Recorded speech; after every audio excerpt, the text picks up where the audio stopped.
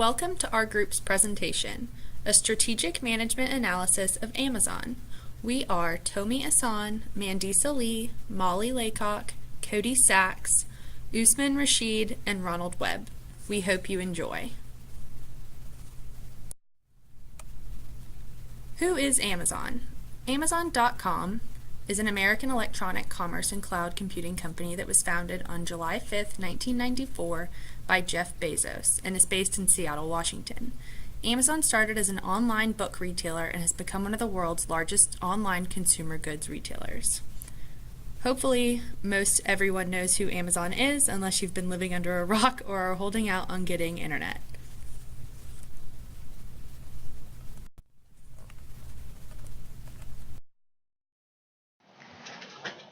In Chapter 1, we get into what exactly strategy is, and for my part, how exactly Amazon's strategy of intense diversification and growth in the online marketplace led to its overall success. To start, it's really important to understand that Amazon started out as an online book retailer. Their main goal was to undercut companies like Barnes & Noble's, Walmart, Books A Million, companies that have been around for a long time with brick and mortar stores, and Amazon's goal was to undercut them by not having stores. Their costs were lower, they could sell books at a reduced cost, and with shipping, their Prime service, they could actually get you books in 2 days. They've since expanded that greatly, and now they are an overall online marketplace that encompasses over 30% of all online sales. They did this by investing heavily into research and development and expanding their business from books nowadays all the way to cloud storage, selling just about anything you can imagine, as well as developing their own devices such as phones, the Kindle, e-reader, the smart speaker, and so on. In Chapter 1, we begin to get into what exactly strategy is, and for my part, I got into how exactly Amazon's strategy has led to its growth and success. On this slide, you see that Amazon created a strategy where its initial strategy was to undercut all of its competitors, undercut initially booksellers like Barnes & Noble's, Books A Million, and so on, and as well as Walmart, which was essentially the largest book retailer in the world. And they were able to undercut them by being an online-only business that sold books at a reduced price. It also helped that they also had Amazon Prime, 2-day shipping, and things like that really helped them to still get to their customers while still being at a reduced price. From there, they've literally expanded their strategy to kind of be in every market at the same time and not leave any stone unturned. Continuing in Chapter 1, we get to not just overall strategy, but strategic management, what it is, and how Amazon itself has been implementing a strategic management goals and strategic management plans for the company itself. It starts from a top-down model, essentially stemming from Jeff Bezos, the CEO of Amazon, and stemming downward. The overall goal at its simple nature, which has then been expanded continuously, is to make shopping simpler. This can be found in the creation of one-click buying and recommendations based on algorithms from what others have bought. It computes what you bought and what other people have bought similar to your item, and then gives you recommendations. And then by showing those to you on their home page, whenever you log in, you see these, it creates this atmosphere of you wanting to buy these things. It's not putting things in your face that you aren't interested in, but it's using your own clicks, your own buying tendencies to give you recommendations of things you might also like. And that at its core has really helped Amazon. It's kind of shifted Amazon's overall goal, and where it started out as a marketplace, they were able to use analytics and data to really enhance this entire mission from the top down. Amazon has been one of very few companies that has been very adept at adapting strategy. This is actually where it excels in extreme regard.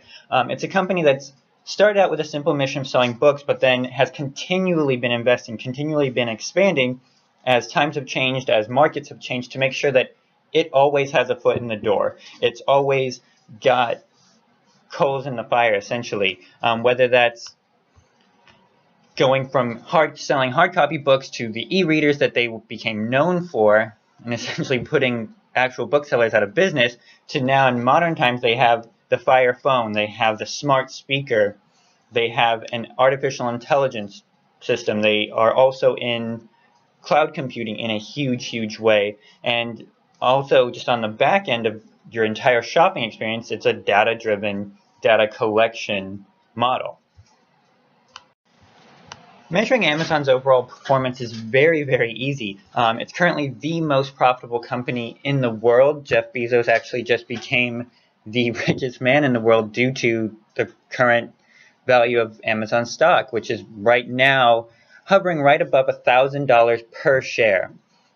Measuring its overall performance is easy then in that notion that we can see what they're doing, how they're investing in the future, and how the general public sees them as a company. For its first quarter, they made $35.7 billion up until March. It has a liquidity ratio of 1.4 and a quick ratio of 0.78. These aren't exactly the best, but they do have a lot to do with the company's consistent investment in the future. Amazon always invests heavily in research and development. Currently, they're building new warehouses. They're investing heavily into their Amazon Alexa AI systems, as well as other things that they haven't yet revealed. A real great sign of it is its gross profit margin of 35.9%. Understanding Amazon's success really gets into their competitive advantages. What propels Amazon, what keeps them ahead of their competitors, and that really gets down to what Amazon does as a company. Their initial advantage was that they were an online retailer that didn't have brick and mortar stores, so they could sell products at a reduced cost to customers. This gave them an immediate edge over competitors, and then further going into that was the ease of buying, the ease of finding products. This can be really measured that they control 31% of all online sales in 2016, which is massive considering how many different companies and shops and stores now sell online. Their other competitive advantage is consistent diversification. As they continue to invest and expand, they no longer rely heavily on one simple model or one market. Like I said before, they're heavily into cloud computing, cloud storage for different companies around the world. They have their smart speaker, they have books, they have e-readers, they sell products from people all across the world, and they do so with an advantage that they offer, which is Amazon Prime, which is 2-day shipping, so customers can literally order something and get it in 2 days no matter what it is. When considering environmental threats to Amazon, we really have to look at kind of the size of the company, what it's involved in, what it's doing, and what threats can arise. For Amazon, there really are very few threats. Of course, there is always the threat that companies are trying to undercut its business model. Now that they did it and companies see how large they are, of course, Walmart's now offering a 2-day shipping model. Reducing brick and mortar stores all across America is something that companies are doing and now investing more in online. So they're kind of trying to get on the same ground as Amazon. The one thing is that Amazon's already at such a huge size. Like I said, they control 30% of the market for all online sales, that it's really hard for companies to get an edge. Since it is so large, it doesn't just operate in one market, like I said before. That actually is good for it. If they were to be undercut by a competitor in one market, they have the capabilities to expand other markets and can keep competing and really pick up where they lose no matter what. Regarding the 5 forces model, Amazon has largely ignored them. It regularly enters hyper-competitive markets like it did with the book market as well as the technology market. Google and Apple were first and foremost huge technology companies. Now, Amazon tried to get into them with their Fire phone, which didn't do too well in sales, but they've now surpassed both companies in terms of their smart speaker with Amazon Alexa and their AI interface. When examining threats that can be coming up against Amazon. The main ones, like I outlined before, really just that what they're doing is open. They can't really shave off competitors entering the online marketplace because, in essence, most of them already are there. They're trying to take a chunk out of. They're all competing for the same number of sales, which online retail is growing consistently every year. But to examine these threats, you really have to see what its core business is to be an online marketplace. It's expanded that heavily into development of artificial intelligence, development of electronics, development of its cloud computing, cloud storage.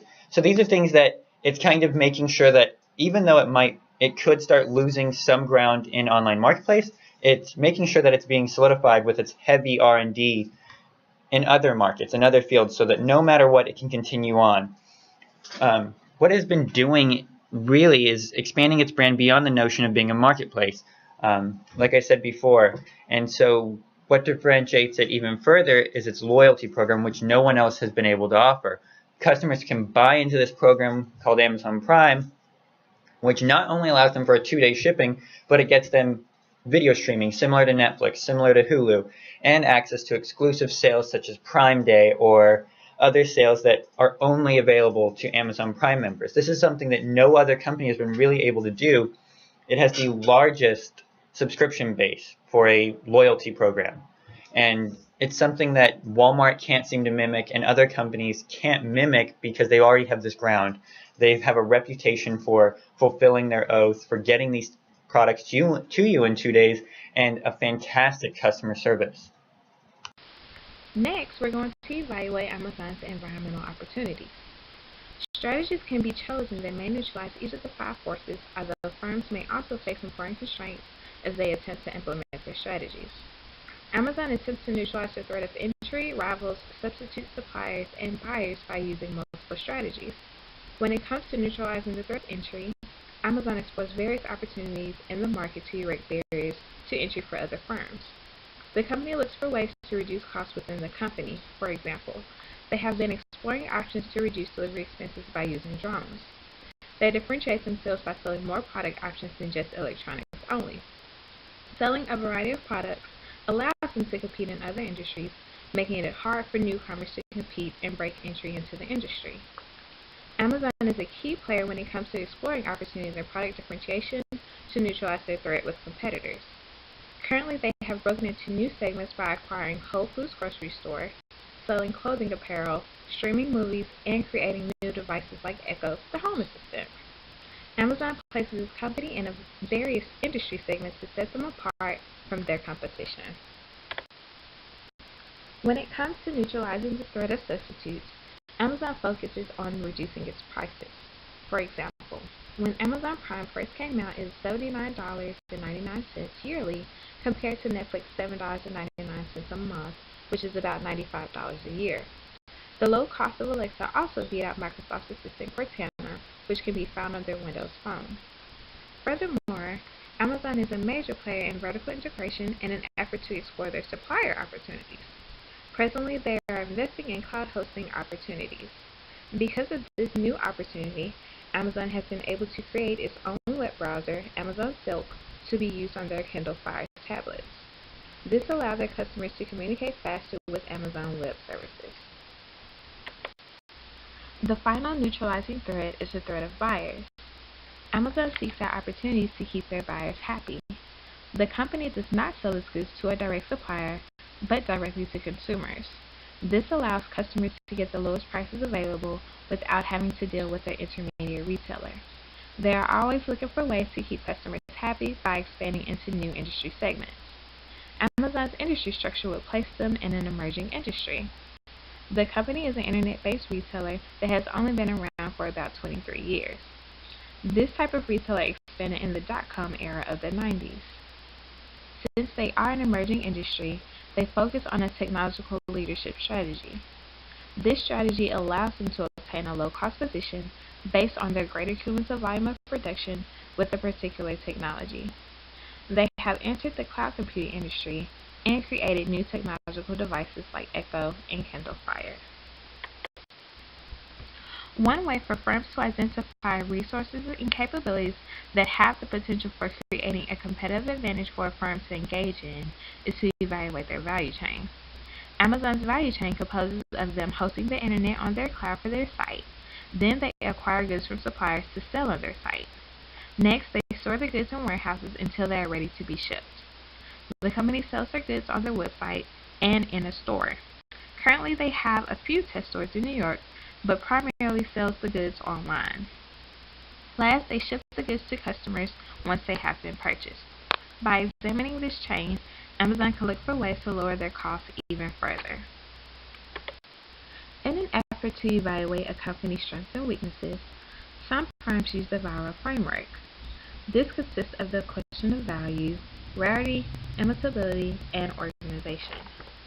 The question of value asks, do a firm's resources and capabilities enable the firm to respond to environmental threats and opportunities? Amazon is currently worth $280 billion. They make an effort to explore the opportunities by practicing vertical integration and to keep expanding to meet industry needs. The question of rarity states, is a resource currently controlled by only a small number of competing firms? The internet retailer industry is emerging with a number of competitors, with suppliers selling their own goods online as well. Amazon sells some of the same products that can be bought in stores. Amazon's own products possess some substitutes like the Kindle Fire and Echo. Their products aren't that rare, but they are able to maximize their products by product differentiation in other areas. The question of imitability states, do firms without a resource face a cost advantage in obtaining or developing it? Amazon competes with numerous companies because of its diverse line of products.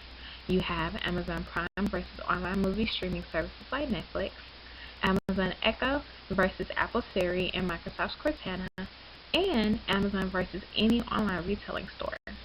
Amazon has the cost advantage by differentiating their products and selling them relatively lower than other companies.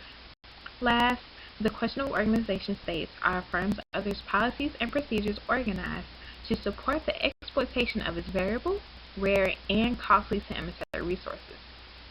Amazon CEO Jeff Bezos has an established versatile resume. His experience has allowed him to be able to handle the company effectively in any market climate. It's apparent that Amazon's management likes to take risks based on their various industry segments.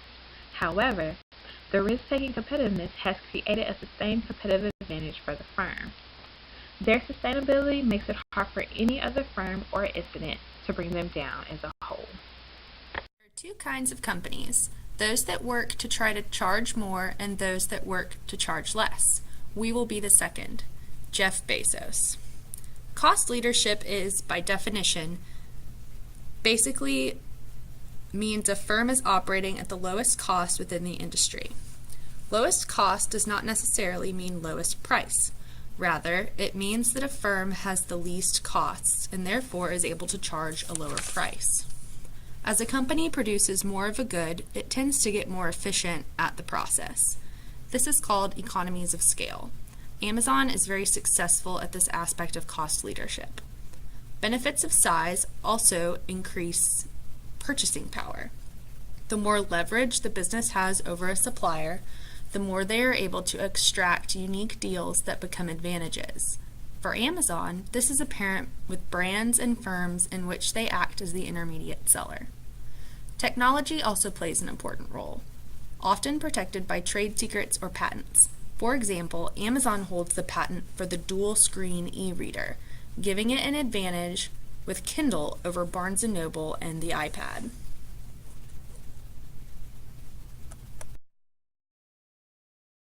Differentiation strategy is selling a product at a higher than industry average price and profiting by holding costs lower.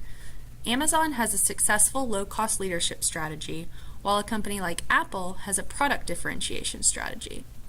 Differentiation also occurs when a product is perceived to be better.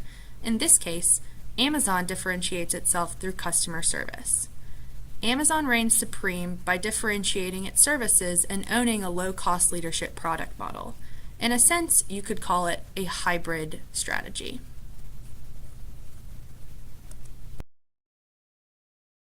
A firm that can swiftly and aptly react to risk and uncertainty through analysis and flexibility has competitive advantage over those that cannot. Amazon has proven competitive advantage through this as it has adapted over time from bookseller to conglomerate online retailer. The Amazon brand itself is potentially limitless. Some say, for example, that Amazon could sell higher value products, and if so, it could provide the finance. In the end, it could even combine the two and become a bank. It will be interesting to note as we move forward in the financial technology realm and to see how Amazon evolves.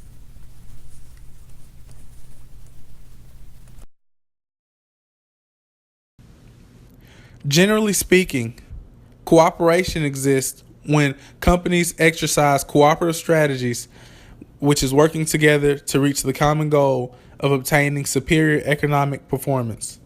Many times when people think of companies as rivals, they think about the competition between them, but are not cognizant of the fact that companies oftentimes have to work together to achieve maximum profit. For instance, before Amazon got into the tablet industry, making Kindle readers and Kindle Fires, to get their books out to a wider audience, they partnered with Apple to have the books on the Kindle app, which was exclusive to iPads at the time. This is an example of cooperation because Apple had a better device by having access to so many books that it would not have otherwise had, whereas Amazon got to get its product out to many more readers than it would have because of the massive amount of clients Apple has. In addition to cooperation, there's a specific form of cooperation which is known as collusion, and there are two types of collusion. Collusion is a method of companies negotiating prices in the way that they can raise prices and reduce competition. The book talks about explicit collusion, and explicit collusion is when companies negotiate directly. For instance, if Amazon negotiated with other vendors, say with clothes, and negotiated with JCPenney, Macy's, Dillard's, and any other major retailer, and they all decided that they would raise the price of jeans by $50. This is an example of explicit collusion because there would be no competition because the prices are the same. But with the prices being much higher than they previously were, all the sellers would gain more profit. This is not common at all because it is seen as unethical and it is also illegal in the United States. A company doing this would receive a lot of negative goodwill because this would be seen as a strong arm tactic that big businesses would use to take advantage of customers. Managers in firms that collude explicitly may go to jail, and their firms may be subject to significant fines. What is much more common and also much harder to prove is tacit collusion. Tacit collusion exists when firms coordinate their production and pricing strategies indirectly by observing the output and pricing decisions of other firms. With tacit collusions, the production output is below competitive levels and the prices are above competitive levels, but firms have not firmly negotiated anything. Instead of directly communicating, firms tacitly send and interpret signals to judge other companies' intent to cooperate or not cooperate. Based on what we've ascertained, we can conclude that Amazon is not a colluding company because the purpose of collusion is to have higher prices and reduce competition. But Amazon, they engage in low prices and increase competition greatly.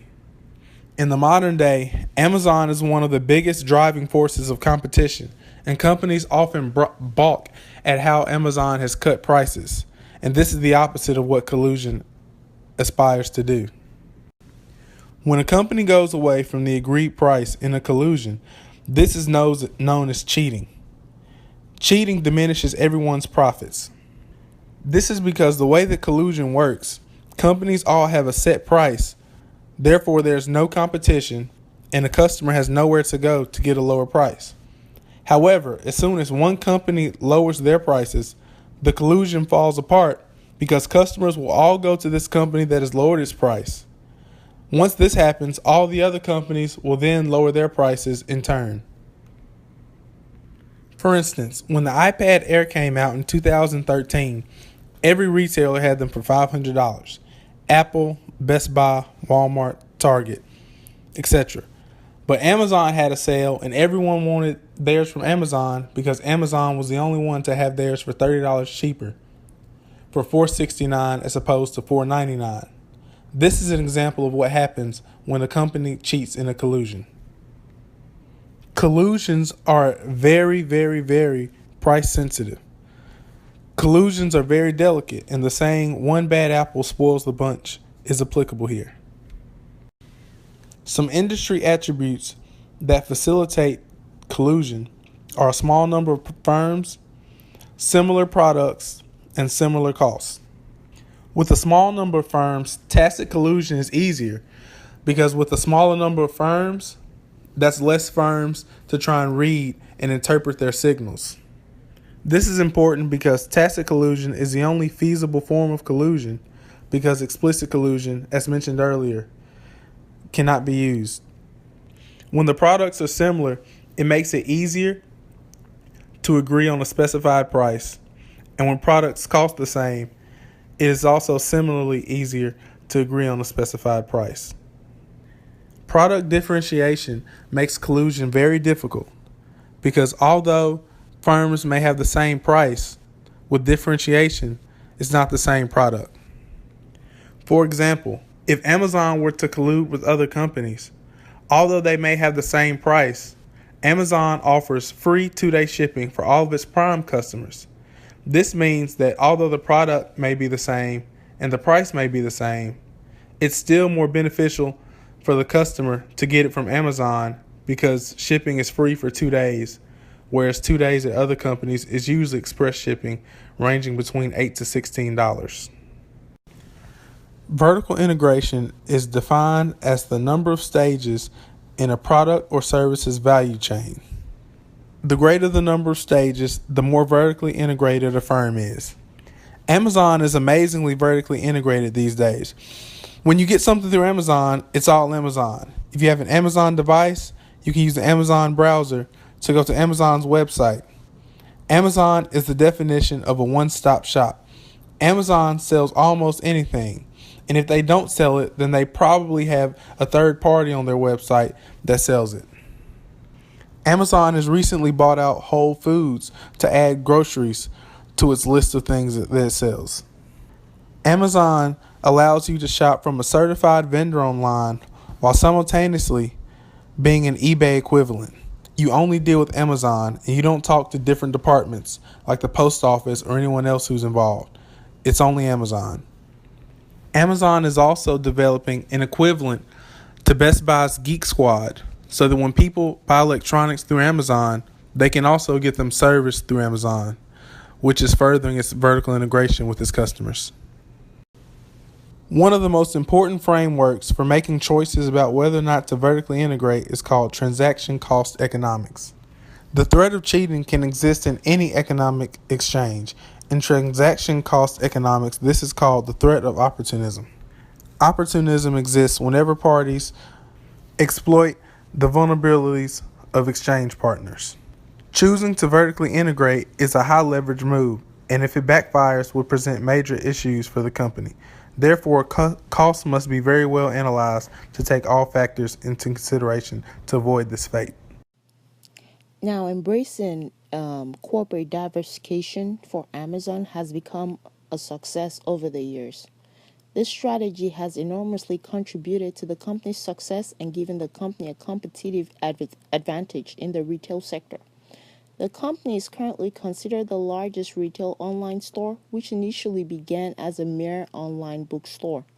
Now, over the years, the company has enormously introduced other items into the store, such as home appliances, electronics, furniture, gadgets, and clothing, shoes, and so on. So when we look at strategies that the company has put into place that has enabled diversity, we need to look at their leadership. Amazon's leadership has demonstrated an enormous ability to understand their consumers. When we're talking about consumers, they're able to understand their consumers' wants, they're able to understand what drives satisfaction. And Amazon has put this into place in order to help them understand their consumers better. Some of these strategies include their shipping, customer service, and other options that are available to customers. For example, customers are able to compare pricing and look at other third-party vendors that sell the same products. And they're also able to review these products better before choosing them for purchase. Amazon is steadily increasing its appeal among its audience with 40%, considering it as an excellent or great source of fashion inspiration. Now let's talk about how Amazon implements corporate diversity. Now, Amazon uses an M form, which is also known as a multi-divisional structure. This structure is made up of multiple divisions known as profit and loss centers. Now, each of these centers has a vice president that specially reports directly to the CEO. The division of the stores enable the vice presidents to focus respectively on their products and services. This way, each vice president is held accountable for their centers, and for by doing this, each president can know the strengths and weaknesses of each center, and then focus on strengths and what they could do to develop their weaknesses or to make their weaknesses better for success. Now, with the use of profit and loss centers, I think one advantage to it is that it is very easy to determine what centers are not doing very well, and the company itself can research and come up with better strategies that can improve the overall center, and look for other ways in which the center can become better.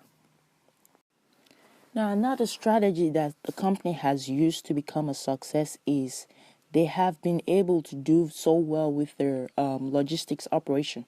The company continuously spends a lot into logistics, and they have over 7 US warehouses to serve its largest national market and offering storage capacity ranging from 200,000 to 800,000.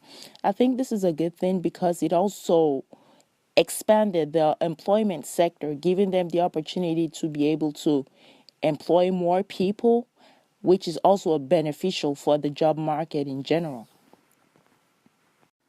Now let's look at how embracing diversity has helped Amazon. Has it been a benefit or has it been a drawback for Amazon? For me, I'm going to say their ability to embrace diversity has been a huge success for the company. First of all, if we look at their financial statement over the year, we're going to see how the company has improved over the years in their financial performance. And I believe their ability to embrace diversity has hugely contributed to this. Now, this has also generated multiple revenue sources for Amazon, which is also reflected in their financial statements. Also, Amazon is broken down into several segments. We have Amazon Retail, we have their web services, they have Amazon Properties, they have online streaming, which I think gives them a whole new competitive advantage over other providers. Amazon has cultivated a huge marketplace with third-party merchants and presents it all seamlessly to its visitors. A lot of customers don't even know that most of the products that are being sold on Amazon.com belong to third-party merchants. So I think it's huge that they have been able to cooperate with third-party vendors and help them bring their products to the marketplace. And I think overall, just their ability to embrace diversity is one major contributing factor for the company's success in general. One thing that I think might be a drawback for companies for embracing diversity is that it might take some time before they're able to fully implement it. Because first of all, you need to look at the market, you need to look at the goods you sell, you need to look at customers, you need to understand consumers' wants and needs, and this might take a while implement, because you want to make sure that you're very accurate before you implement the strategies. And you also need to look at the risks that might come with embracing strategies for the market that you are actually looking at. And I think this might take a while for us to be able to fully embrace it. But I think overall diversification is very, very beneficial to whatever company, and the type of structure they also bring to play also is also considered, and it determines if this strategy is going to be successful or it's going to be a failure for the company in general. Thank you. Hello, my name is Usman Rashid, and as part of this presentation, I will be talking about Amazon's strategic alliances, acquisitions, and mergers. In the following 6 slides, I will be presenting examples of Amazon's strategic alliances, acquisitions, and mergers. Amazon's main strategy when it started out in the mid-90s was an online bookseller. They got into music and DVD/video sales shortly after, and in the 2000s opened up its marketplace to third-party resellers. This was a form of a strategic alliance that Amazon implemented by inviting third-party sellers, who were essentially Amazon's competitors, to sell their merchandise on Amazon's marketplace. With this co-opetition strategy, both parties benefited. Third-party resellers were able to use Amazon's platform and technological capabilities to sell their products to a market and audience that was not available to them before. And Amazon benefits because they were able to gather data on what items customers were purchasing online. With this data, Amazon was able to study consumer behavior and was able to continually add products for sale through the first decade of 2000. This strategy of collaborating with third-party sellers and allowing them to sell on Amazon's marketplace was a great success. Shortly after introducing Amazon Marketplace in 2002, third-party transactions accounted for 20% of all North American Amazon sales. And currently, third-party transactions account for over 35% of North American sales. As an added benefit to third-party sellers conducting business on Amazon's marketplace, they were able to utilize Amazon's fulfillment service, where Amazon offers warehousing and logistics services. This service allows third-party sellers to reduce warehousing and inventory costs by letting Amazon house and ship their products. Another example of Amazon implementing strategic alliance is with Netflix. Netflix is a direct competitor with Amazon's video on-demand streaming, yet Netflix utilizes Amazon's web services.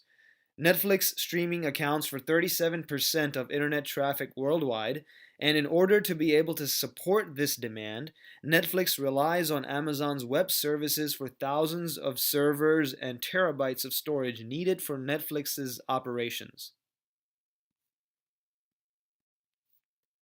Amazon also implemented strategic alliances with Apple. In 2007, Amazon introduced the Kindle e-reading device, which was not long after Apple introduced their iPad. In an unlikely alliance, Amazon and Apple teamed up to distribute Amazon's e-books through Apple's Kindle app. There was a convenient trade-off with this alliance in that it allowed both firms to capture value together. Amazon was able to tap into a wider market and exposure for the Kindle, and Apple was able to become a more comprehensive content provider. Moving on to Amazon's acquisitions and mergers.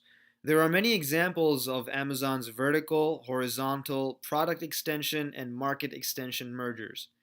A vertical merger is when a firm acquires former suppliers or customers. In Amazon's case, they acquired Kiva Systems in 2012. Kiva Systems is a robotics manufacturing company, and Amazon acquired them and used them to deploy thousands of nifty robots in Amazon's warehouses throughout the country. These robots are used in the warehouses for several functions to automate the order picking and fulfillment process. A horizontal merger is when a firm acquires a direct competitor. Examples of Amazon's horizontal mergers are Zappos.com and Telebook. In 2009, Amazon acquired Zappos.com. Zappos is an online shoe and apparel retailer. The motivation for Amazon to acquire Zappos was to integrate Zappos' product, brand, and culture into their own business. We can see now on Amazon that they have started their own line of clothing and have really streamlined their footwear and apparel sections of the website. Telebook was Germany's leading online bookstore, and Amazon acquired them in 1998. The motivation here was for Amazon to expand into the European marketplace. A product extension merger is when a firm acquires or merges with another firm which is involved in an unrelated business in order to extend or diversify their product offerings. Examples of Amazon's product extension mergers are Brilliance Audio and Audible.com. In 2007, Amazon acquired Brilliance Audio, which is a publisher of audiobooks in the US. Brilliance Audio continues to publish audiobooks, and these are available for sale on Amazon.com. Amazon also acquired Audible.com in 2008.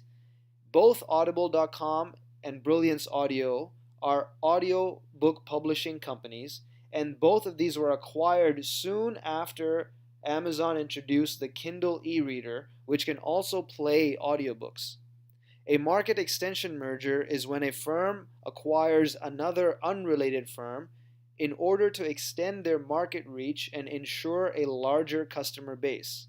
In 2014, Amazon acquired Twitch.com, which is a video game streaming service. The main motivation for this acquisition was for Amazon to bolster its cloud services, which happens to be the largest revenue generator for Amazon. With the acquisition of Twitch, Amazon is able to market their web services to game developers and to promote Amazon Lumberyard, which is a service to help game developers build their games and host them on Amazon Web Services. And finally, just this summer, Amazon acquired Whole Foods. With this acquisition, Amazon hopes to extend their reach into the growing market of grocery delivery services. Amazon had already started offering same-day delivery and 2-hour delivery service called Amazon Prime Now in big cities, and with this acquisition of Whole Foods, Amazon can further boost their product offerings for the Prime Now 2-hour free delivery services. Thanks so much for listening and learning more about Amazon and their strategic management with us. We hope you have a great day and that you learned a lot.